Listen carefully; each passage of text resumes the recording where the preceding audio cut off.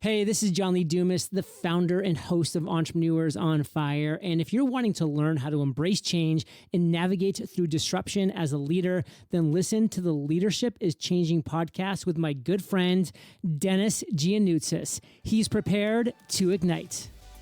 Welcome to Leadership is Changing.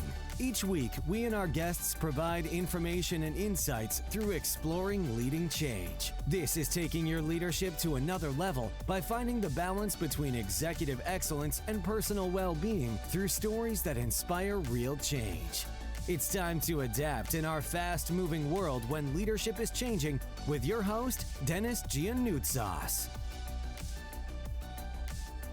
Hey there, listeners. Well, welcome to 2025. I want to say thank you for tuning in to the Leadership is Changing podcast. But as we step into a brand new year, I want to take a moment to reflect on the incredible journey we've had in 2024. Over the past year, I've been privileged to feature some amazing guests on this podcast, leaders, change makers, and innovators who shared their wisdom, experiences, and insights. And together we've explored what it means to lead in today's ever-changing world. Over the next month, we're going to bring you some of these highlights. And in the Highlights 2024 episodes, we're bringing you some of the most impactful moments and key takeaways from 2024. Now, these highlights capture the essence of what this podcast is all about, helping leaders like you thrive in times of change and complexity. Now, whether it's tips on being courageous, thinking outside the box, adapting, or navigating transitions to higher levels of leadership, these snippets are sure to inspire and energize you for the year ahead. And of course, these highlights are just the tip of the iceberg. If something resonates with you, I encourage you to go and check out the full interviews from 2024 to dive deeper into the incredible conversations we've had. So let's get into it. Here are the highlights from 2024 on the Leadership is Changing podcast. Have you always been in Hawaii? No, actually, for the pandemic, right before the pandemic hit, I had my first book come out, Science of Yoga. And I knew it was going to be translated into 15 languages. So I had a world book tour planned and I was going to Japan and things booked in Germany. And then the pandemic hit. And I had sold everything I owned to go on this world tour. And so I didn't have anywhere to live. So I lived in my mom's basement for a little while during the pandemic, which was not where I expected to be at that point in my life. But I went on vacation after being there for a while and like things slowed down with the pandemic. I went on vacation and I went to Hawaii for what was going to be just a few weeks, but it's been 3 years now. Amazing. It's actually the 4th year anniversary this month, right? I know it's been a long time, in 3 years you've possibly been out, but you've been doing things. But it was really amazing when that pandemic hit, right? It was almost like, hey, world, stop, take time out. And I was thinking to myself, what's the world saying to us? We need to meditate more. We need to take more, do yoga more. What do you reckon? Yeah, it was a great pause for a lot of us. And a lot of us even it picked up our work too. But it shifted our social lives, which in that way it was a pause in our family lives. So we had more time to think about what do we really want to do? What direction do we want to go? A lot of people did meditate. Meditation books became really popular during that time. People dove into meditation more. And I think it's become more commonplace and less woo-woo now for me to talk to you about it today. I speak from a scientific perspective. My book, Meditation for the Real World, was with a Harvard researcher, Dr. Sarah Lazar. Like, there's growing evidence to support meditation, and it's become more mainstream. And I do think more people started to practice during the pandemic for good reason. Do you think they have continued with that practice as well now that things are bounced back and come to more of a, if I can call it, normal kind of life now? A lot of people have a hard time sticking with a meditation practice. You may have tried it before and not continued on, or maybe you've only tried it once and you're like, oh, this isn't for me. But ultimately, there's so many different types of meditation that if you've tried it or it didn't stick, you just weren't doing the right type of meditation for you in that situation and that life time for you, that life situation. So there's a variety that you can practice to find what's right for you. And I think that's really what's coming out now. Mindfulness was so big for so long, and that techniques of mindfulness. But mindfulness is not a one size fits all, solve everything. There's other techniques, and compassion meditations are becoming more popular. Meditations where you repeat a word are becoming more popular in both the mainstream and in the research. I actually think that people have been meditating a long time, and it's probably in a different way than you may talk about. And it's more about they meditate in a way of negativity, of Mm. overthinking things, of the bad things that are going to happen, and just keep telling themselves and repeating that those kind of statements to themselves. Meditation, the way that you're thinking it, how does it help a leader today? What can they do? Because I think it is really strong and it's a very powerful tool, method, process that people can use to really help them. What is really meditation? Yeah, meditation has stood the test of time because it works. It's an ancient practice throughout all cultures that has transcended. And more people are practicing it also in the workplace, from Google CEO to Ariana Huffington, Oprah, like big names that practice meditation and give a lot of credit to meditation for their focus, for their ability to learn, relax, and be at more ease. And what you're describing is that negative thinking that we all have, that the natural negativity bias that our brain has. And it's there to protect us. There's structures in our brain that are protecting us from potential threats. Now, when we read a stressful email, if you take it as really taking a grip of you, then you will have all the same chemical cocktails as if a saber-toothed tiger is chasing you and about to eat you, but you're just sitting there reading an email. And that's where meditation can play a role, is putting things in perspective. So I say you see a stressful email, take a moment, turn your chair, like literally turn your rolling chair away. So you're looking away from the screen for a moment. Eyes can be open or closed. Ground your feet down and pause. Notice your body's sensations.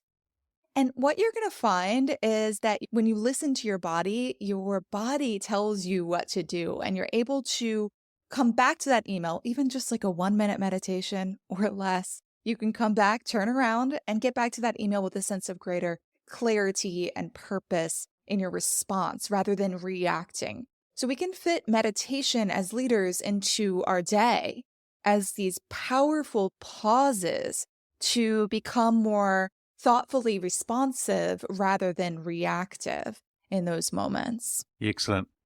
Big humans, sorry, big names you said, but they're actually still human beings, right? The Oprahs and so Yeah. forth. And that's one thing. And I really like the way that you actually talk about the meditation side of things. So maybe we should change email to Tiger, call it Tigers or something like that, which is quite cool. But I think the powerful pauses is very important for us. A lot of people are they're always on the go and things like that. So what a wonderful way to start there, listeners, and sharing some really cool things. Now, Anne, tell us more about your background. So you've written 2 books there we've talked about. You've got a YouTube channel as well. But also tell us more about your sort of background, where you've come from, what you've done as well. Yeah, so I came to these practices because I myself was very anxious and dealt with chronic pain since I was a teenager. And so I came to them out of necessity for my own healing. I started with yoga. Now, meditation was not something I was attracted to. I was anxious, busy person, busy mind, type A, perfectionist. That didn't interest me. But with yoga, with the physical, I was able to calm my anxiety, right? It said that when there's a problem in the mind, and that was my anxious overthinking, the solution is often in the body. So the physical poses in yoga would help me relax. But then when it gets to the point of the meditation at the end of the class, I'd be looking at my watch and like, it is time to go. I have things to do that are more important than this. I just did not get it. But as teachers start to integrate other techniques to help you relax and meditate, every once in a while, there was a moment, like a glimpse into that, when there was a technique that worked for me in that time. One in particular that works for me, we can all do it right now as we're listening, is notice how your shoulders feel. You might feel like tension in your shoulders, really common. So take your shoulders and squeeze them up toward your ears. Squeeze the tension. Imagine you're squeezing it out and pucker up your lips and make a silly face. And then release it down. Let's do it one more time, okay? So squeeze those shoulders up, squeeze the face, squint the eyes, and sigh it out. And then allow your shoulders to drop. Feel them release down. You might feel that they can drop more. And often they will, it really will even look lower if you look in the mirror. They have physically dropped down because on a microscopic level, I now know this now. I didn't know this back then and when they did it in a yoga class, but on a microscopic level, our muscle fibers are lengthening more after they've experienced that tension. Ironically, when we go into the full tension, our body responds by full relaxation. And it teaches your body the difference between tension and release. It's called progressive muscle relaxation. This is a technique often used like before a meditation to help you really relax. You can do it from head to toe, get your whole body relaxed. One time we did that and I was like, oh, wow, I get it. I get what this whole meditation thing is about. It was a technique that worked for me. And over time, I started to feel that it would help with my anxiety, my chronic pain, which really meditation is an antidote for chronic pain because it's a misinterpretation of the body signals, right? When there's a problem in the body, the solution is often in the mind. So if you experience some sort of pain, we all often want to work with the mind, the nervous system to work through that. So my chronic pain started to be more managed. And my business also has really taken off. So it helps in all aspects of life. I'm based in a regional city called Bendigo in central Victoria, or about 90 minutes drive north of the Melbourne International Airport. Okay, good. And is it quite a large population there of people? Bendigo is a population of approximately 135,000 regional city. Oh, that's really good. Yeah. Okay, good. And so the other thing I wanted to know is more about your background. What have you done in relation to your background and what do you do today as well?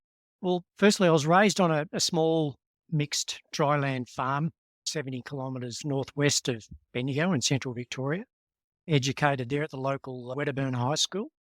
And my career really has been a matrix, if you like, traversing local government at a senior executive role at a very young age of 23. Leading through to CEO role in local government, and then moving into not-for-profit stream in aged care, health services, particularly for vision impaired, tourism, also executive management in recruitment, and 18 years across 3 large family businesses in agribusiness and food manufacturing, chicken meat. So if you think of a plate, I was working around chicken meat, salads and veggies, and duck meat, 3 large family businesses, largest being staff of 850 people and turnover Australian dollars 250 million. And more recently been supporting my son as a advisory board member on a company called WorkPod and providing executive advisory services to that business. And I'm about to start another senior role with a small boutique heritage property in central Victoria. Excellent. So great, a wide range of different roles and experiences and industries and so forth. Tell me, the local government role, 23-year-old, being in a leadership role, what was that like for you?